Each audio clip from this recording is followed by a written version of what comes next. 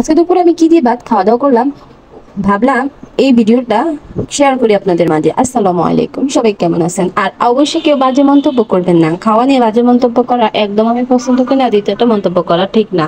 আমার কাছে স্টিলের প্লেটে ভালো লাগে, তাই আমি স্টিলের প্লেটে লইছি এটাই।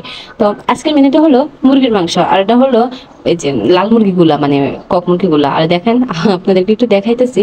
আর খাবারটা জোস ছিল, রান্না এত মজা হয়েছে। মুরগির মাংস আমি ঝোল ঝোল রান্না না করে করছিলাম ভুনা।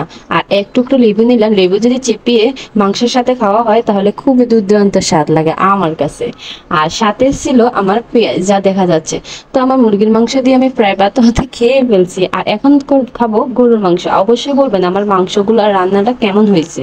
আর গরুর মাংসের সাথে অবশ্যই আমার পেঁয়াজ আর লেবু ছাড়া চলে না। মানে আমি যে কোনো মাংসের সাথে পেঁয়াজ পছন্দ করি। আর আমার মতো পেঁয়াজ পছন্দ করো যারা, অবশ্যই তারা করবে আমার কমেন্ট বক্সে সারা।